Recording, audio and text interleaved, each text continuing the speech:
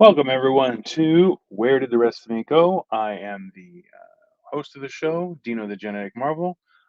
You can follow me everywhere, and please like this video if you enjoy the content. I am producing a 30-day series explaining what happened to me. And recently, I've done a huge amount of changes in my life, and one of those changes has resulted in not only my inner self become better, but also it has led to me losing about 160 pounds so far, 161 as of today, which is fantastic.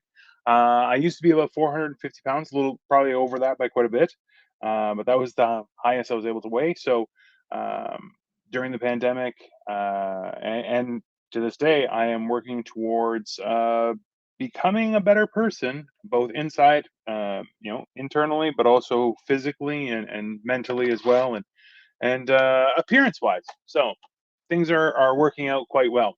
Um, Earlier on in this series, what I've talked about has been a lot of the times the internal struggles that we go through and how difficult it can be. So I tried to describe the different roadblocks and issues that I come up with that I've tried to overcome and how I did that as well. Now, this week, what we're talking about is food. And the last couple of days, talked about how it matters, how important it is just that you're reading what you're putting inside you and understanding that if you put garbage in, you get garbage out. This is a simple equation that it's important that we all hear. So yesterday we started talking about sugar. And I want to continue that conversation a little bit before we get on to like meal plans and other parts of food. And so you understand too. Um, I used to be a financial planner. That was my profession for a long time.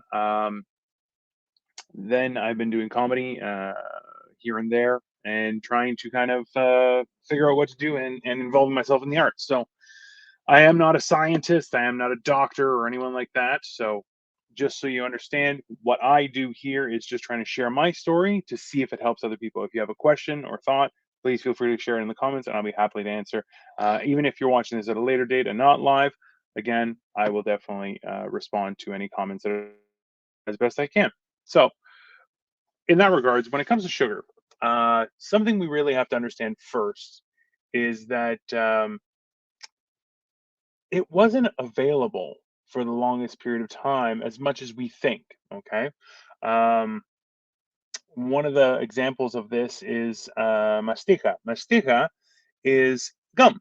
That's the Greek word for gum. But what it actually is a type of sap that comes from a tree that's chewable. It doesn't degrade. It's very sticky, like gum. That's where it comes from. It's horrible, just so you understand. I've tried it myself. They do still sell it in Greece, like you can find it and stuff.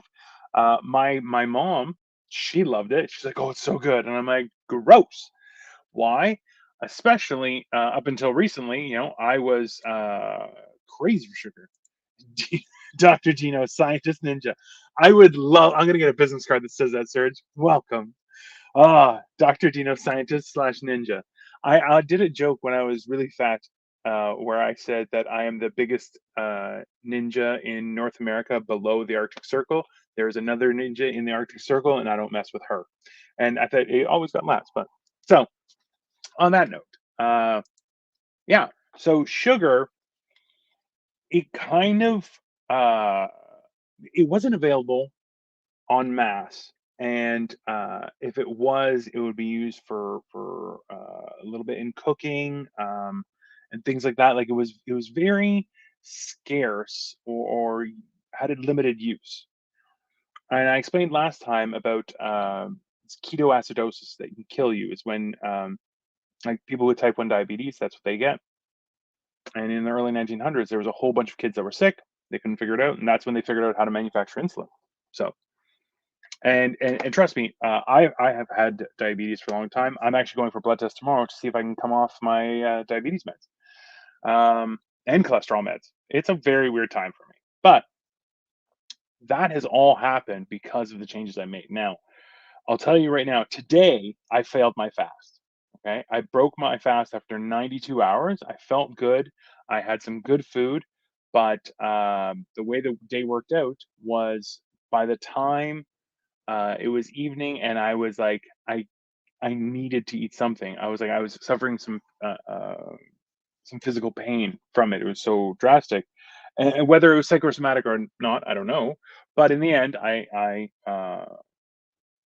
succumbed to that desire, and I ate some meat. It wasn't so bad. Had some pickles, had some cheese, something simple and reasonable and fairly clean when it comes to that. Now I feel great, but um, that had to be a calculated decision because I'll tell you right now, what I wanted was ice cream. Right, that want of sugar never disappears, and understanding the power that it has over us as human beings is it's a very difficult pill to swallow.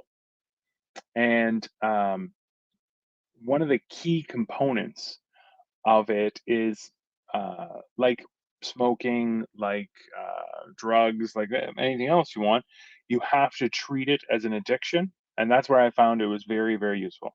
If you make a conscious decision, you have to make a conscious decision on the beginning and the end. Like on the weekend, after my brother's memorial talk, I had dessert. I wanted dessert. I was having dessert. Didn't matter what I wanted to eat badly, just because I was like, I don't want to be cautious in this moment. I want to celebrate it and enjoy it, um, and with pleasant memories. There's a conscious decision. Now the following day, I had to just strap that belt on real tight and be like, yeah, no, I'm good. I'm good. I'm good for the rest of the day. And I was very careful to fast after that and do all sorts of stuff. It's a huge deal. It's a huge motivator when you understand how it's affecting you, right? Because you put that limitation and that will help you guide um, staying accountable to yourself, right? Because remember, nobody cares. Just to be very clear, I think I discovered it. I explained that earlier on in one of the first few episodes. Was nobody cares about you. If you don't care about you, that's zero. So no one. That's it. There's no caring for you. You have to put that into yourself. And that's just good advice in general. I'll be honest, I wish I knew that sooner in my life. Uh, it's something that I struggle with and that I continuously try and recenter myself on. Understanding that if I don't make myself a priority, if I don't try and do what I want as a goal, as an achievement, as just functioning in society, I'm going to fail the people around me. And no one is going to make it up to them. It's just, I fail. That's it. So while I know for myself, I always was under the impression, wrongly, that uh, taking care of yourself was selfish. Uh, you shouldn't put yourself first. And there's a difference in taking care of yourself and putting yourself first. Those are two different ideas. And when it comes um, to food, specifically sugar, what we're talking about today, taking care of yourself is not eating sugar. Putting yourself first, which is selfish, is enjoying sugar. And I know how mm, aggressive that may sound. Uh, but I'll tell you, for somebody who was probably around 500 pounds, um, that's how I've really been able to push through. Because without that, I feel like that's absolutely reasonable. But that's the whole idea, is that if we don't put a priority onto it, we're not going to care. It's just, we're not going to think about it, right?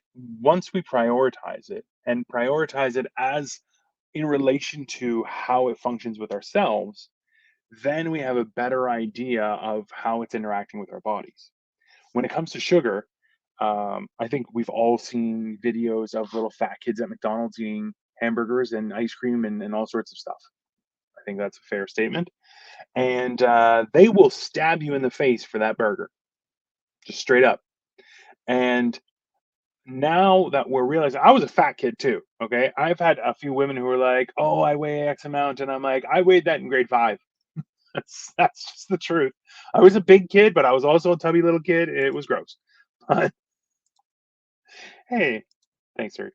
Um, but that was the whole thing, right? So from so early on, it was something that I was trying to figure out, deal with, and it had control over me. So definitely, when it comes to sugar, it's one of those things where if you don't respect it, it will 100% disrespect you. And uh, if you leave it to do as it pleases, it will uh, impact your brain. And it's not just about being fat.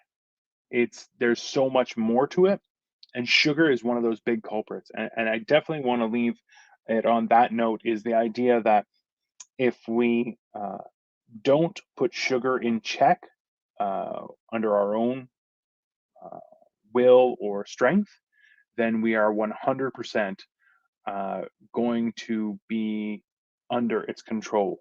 And that idea goes back to the idea of giving over control over our emotions, our feelings to someone else is 100% of the time debilitating. And it's even worse understanding that sugar is kind of a secret stealthy thing that just kind of goes, just a little bit of sugar. Just don't worry, it just sweetens things up. You want a different taste. Even like I love watching competitive eaters because I'm a sadist and I just it's amazing. I think it's awesome. I would love to do it, but there's no way. I would just become 1,000 pounds.